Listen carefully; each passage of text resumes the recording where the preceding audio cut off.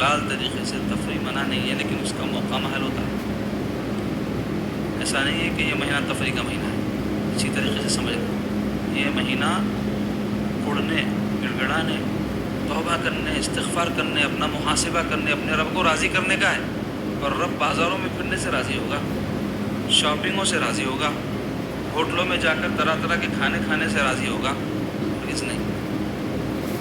رب راضی ہوگا مسجدوں کو آباد کرنے سے، رب راضی ہوگا توبہ و استغفار سے، رب راضی ہوگا اپنا محاسبہ کرنے سے، اس کے آگے گڑگڑانے سے، اس کو منانے کے دن ہے یہ۔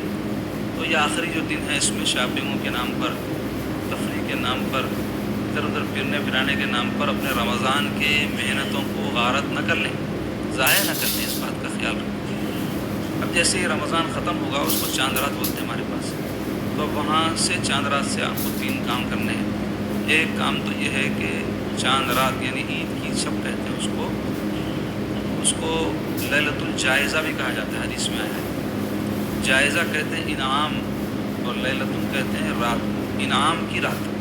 عید کا دن انعام کا دن ہے اور عید کی رات انعام کی رات ہے۔ تو یہ جو رات ہے یہ بھی ضائع کرنے کی نہیں ہے۔ رمضان کے ریسٹرکشنس، پابندیاں جیسے ہی چاند نظر آیا ختم ہوتے بے بہرا ہو جاتے کہیں، اور جیسے بولا نا میں آپ کو صبح تماشے کیا کیا ہوتے ہیں اس کی تفصیل بیان کرنا مقصود نہیں ہے، ان تماشوں سے روکنا مقصود ہے۔ تو ان سے بچتے ہوئے آپ رات بھر عبادت کریں، یہ نہیں کہوں گا، کم از کم اتنا کر لیں عشاء کی نماز کے بعد اپنے گھر میں کچھ نوافل پڑھ لیں، 2 4 6 8 10 رکعت جتنی آپ کی ہمت ہے، جیسے تراویح روز پڑھتے تھے، عادت رہتی ہے 20 پڑھ لیں تو بہت اچھا ہے۔ یہ نہیں ہو سکا تو کم از کم یہ کر لیں کہ سحری کے وقت اٹھتے تھے نا، چاند رات کو بھی سحری کے وقت میں اٹھ جائیں، تہجد پڑھ لیں، اور پھر فجر کی نماز ضرور ادا کریں۔ فجر تو فرض ہے، ہمیشہ پڑھنا ہے، اور 5 وقتہ نمازیں تو فرض ہیں، کیا رمضان کیا غیر رمضان، صرف رمضان میں یہ ثواب پڑ جائے۔ لیکن آپ کی جو رسپانسبلٹی اور ذمہ داری ہے، جو فریضہ ہے آپ کا 5 وقتہ نمازوں کا، وہ آپ کی موت تک ساخت ہونے والا نہیں۔ بیماری، مصروفیات، بارش، مصیبت، خوشی، کوئی چیز بھی نماز معاف نہیں کرتی، یہ بات ذہن میں رکھ لیں۔ اس واسطے اس کا اہتمام بعد رمضان بھی ہونا چاہیے۔ تو کم سے کم یہ اس دن لیلۃ الجائزہ میں یہ اہتمام ہو، کیونکہ حدیث شریف میں آیا ہے لیلۃ الجائزہ کے حوالے سے کہ جو کوئی عید کی رات عبادت کرے گا، اللہ تعالیٰ کو راضی کرنے کے لیے کوشش کرے گا، تو اس کا انعام یہ ہوگا کہ جس دن لوگوں کے دل مر جاتے ہیں اس دن اس کا دل نہیں مرے گا۔ حدیث میں آیا تو کس دن مر جاتے ہیں لوگوں کے دل؟ لوگوں کے دل مریں گے قیامت کے دن۔ قیامت کے دن بڑا ہولناک دن ہوگا، اس کے جو کیفیات ہے قرآن میں حدیث میں موجود ہے، اس کی تفصیل بیان کرنے کا وقت نہیں ہے۔ تو اب ہمارے جو ہے دل تو یہی مر گئے، کیوں؟ دل یہاں سے زندہ لے کے جانا، اور دل کی زندگی کس سے ہے؟ خوب کھانے پینے، اچھا پہننے، تفریحات کرنے، جوکاں سن کے ہنسنے سے نہیں ہے، دل مر جاتے ہیں یہ کاموں سے۔ دل کی زندگی ہے ایمان سے، دل کی زندگی ہے اچھے اخلاق سے، دل کی زندگی ہے عبادات سے، دل کی زندگی ہے اللہ کو یاد کرنے سے۔ ذکر ہے، تلاوت ہے، یہ سب ذرائع ہیں، مگر مقصود کیا ہے؟ اللہ کو یاد کرنا، تو اس سے دل کی زندگی ہے۔ اور آج ہمارے دل مردہ ہیں۔ دل کے مردہ ہونے کی علامت کیا ہے؟ دل کے مردہ ہونے کی علامت یہ ہے کہ بندے کو اللہ کی عبادت میں، اطاعت میں سستی محسوس ہو، یہ دل کے مردہ ہونے کی علامت، اور عبادت میں لطف محسوس نہ ہو اس کو، یہ دل کے مردہ ہونے کی علامت۔ تو دل کو زندہ کرنا ہے تو ہم کو فارمولہ یہی ہے کہ ہم اپنے دل کو اس بات کا خوگر اور عادی بنائیں کہ اللہ کی یاد ہی سے وہ قرار پائے، کیونکہ اللہ ہی کی یاد سے قرار ہے دلوں کا، اور اطاعت میں اللہ کے اپنے آپ کو لگائیں، کیونکہ نفس جو ہے عزیزو ہمیشہ انسان کو برائی کا حکم دیتا ہے۔ ان النفس لامارۃ بالسوء، قرآن میں ہے، الا من رحم ربی، یہ نفس امارہ تو برائی کا حکم دیتا ہے۔ حضرت یوسف علیہ السلام کی زبانی اللہ تعالیٰ قرآن میں بیان فرما رہے 13ویں پارے کی پہلی آیت، الا من رحم ربی، سوائے اس کے جس پر اللہ رحم کرتا ہے، اور ہر آدمی اس کے زد میں ہے، اور یہ بڑے چکر میں رکھتا، نیک کو بد کو سب کو چکر میں رکھتا۔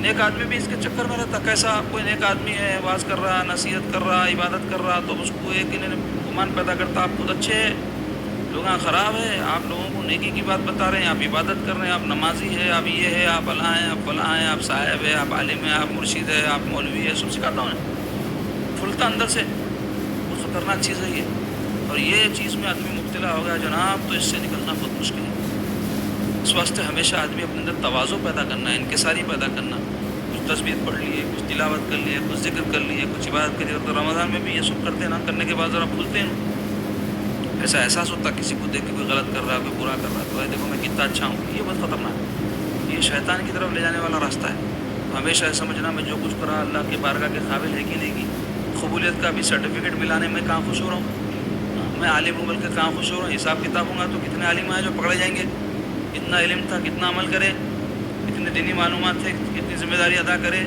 قول اور فعل میں تمہارے تضاد تو نہیں تھا، ایسا ہر ایک کو پکڑوں گی۔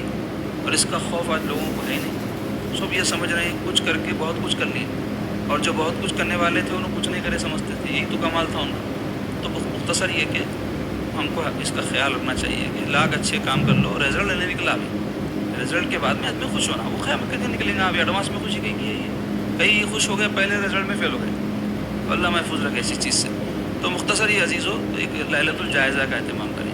دوسرا کام کیا کرنا ہے، وہ عید کے دن ہے، دو کام ہیں، ایک ہے صدقہ فطر ادا کرنا، اس کی فضیلت میں ایک حدیث شریف میں سنا دی آپ کو، میں تفصیل میں نہیں جاؤں گا، اس کے احکام بیان کر دوں گا۔ دوسرے نماز عید ادا کرنا۔ لیکن ایک بات ضرور کہوں گا، صدقہ فطر دیکھو آپ، حضور فرمائے نا طعمۃ للمساکین، لقمہ ہے، خوراک ہے، کس کے لیے؟ مساکین کے لیے۔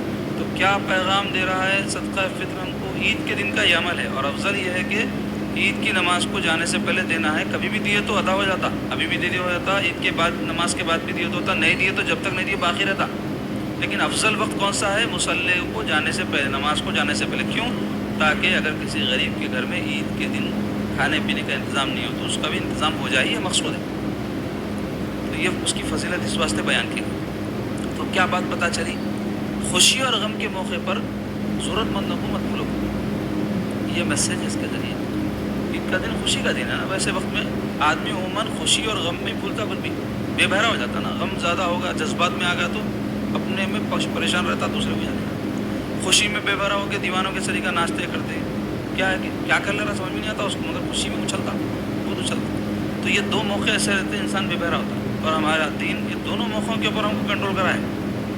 یہ دونوں موقعوں پر بھی ہم کو یہ حکم دیا ہے کہ ہم خوابوں میں رہیں، زیادہ خوش ہونا بھی پسندیدہ نہیں ہے، زیادہ غم کرنا بھی پسندیدہ نہیں ہے۔ خوشی اور غم زندگی کا حصہ ہے، اس سے ہمارا دین منع نہیں کرا۔ خوشی کی بات پہ آدمی خوشی چوں گا، غم کی بات پہ غم ہی کریں گا، غم کی بات پہ ہنسو بول دے گا کسی کو، اب جوتے کھانے کی بات ہے، اور ایسے ہی خوشی کی بات پہ کسی کو رو بولے تو برا مان جائیں گا نہیں انہیں۔ تو خوشی میں خوش ہونا، غم میں غم کرنا، لیکن اس کے لیمٹس ہیں۔